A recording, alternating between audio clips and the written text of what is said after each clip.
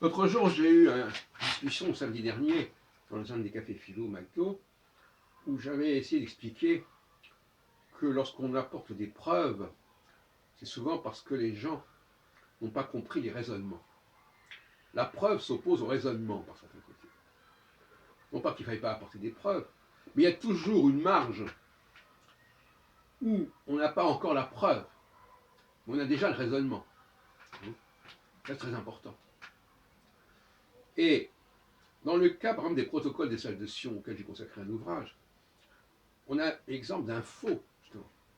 Un faux qui a été construit parce que les arguments qui étaient apportés contre les juifs ne suffisaient pas, et on en a inventé deux supplémentaires, par des plagiats d'ailleurs, en reprenant textuellement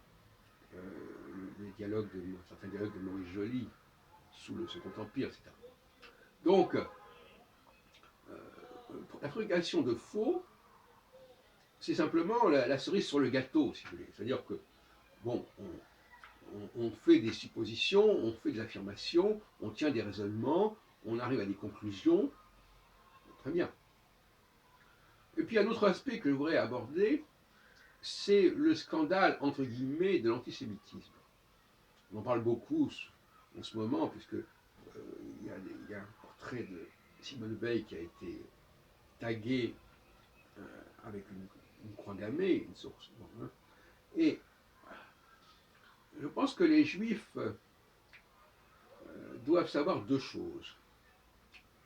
D'une part, qu'il est normal qu'on soit contre eux, parce que dès qu'on est sur un certain créneau, eh bien, on s'expose à des oppositions, c'est normal. Il ne faut pas être dans les bisounours. Maintenant que cet antisémitisme, au lieu de rester confiné à des groupes, déborde sur la voie publique, c'est un autre problème.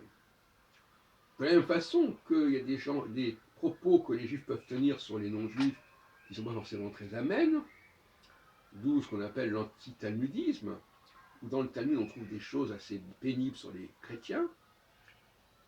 Bon. Il vaut mieux dans certains cas que ces textes, que ces propos restent à usage interne, mais on ne peut pas interdire un usage interne.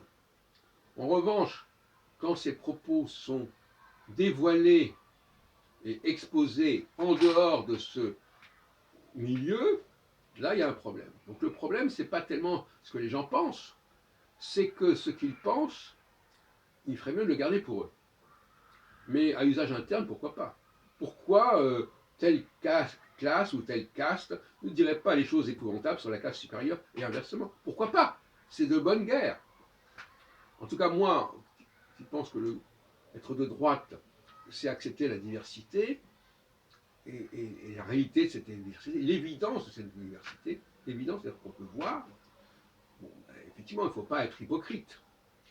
Deuxième point que je voudrais signaler à propos de la question juive, c'est que l'Europe, et la France en particulier, a la chance d'avoir une population juive assez importante, même si elle ne fait que 1% de la population française. 1%, c'est pas rien. 1%, c'est quand même 600 000 personnes. Et on ne peut pas en dire autant d'autres pays, notamment en Orient. Et je ne pense pas qu'au Japon, il y ait une grande proportion de juifs. Elle est beaucoup plus faible qu'en France, et même en Chine aussi. Donc, c'est un atout important en soi, il faut le dire. Et la France, qui a la plus grosse communauté aujourd'hui depuis 30 ans, avec la dislocation de l'Union soviétique, la France a un capital judaïque majeur, qui d'ailleurs fonctionne assez bien, mais dont elle devrait être non seulement fière, mais dont elle devrait être reconnaissante, non pas aux Juifs, mais à la Providence, si on peut dire. Parce que actuellement, je parle pas mal de Providence. Providence, évidence. Et donc, voilà, lorsque Jacques Attali parle des atouts de la France, il devrait aussi, et ce qu'il ne fait pas, dire que les Juifs sont un atout pour la France.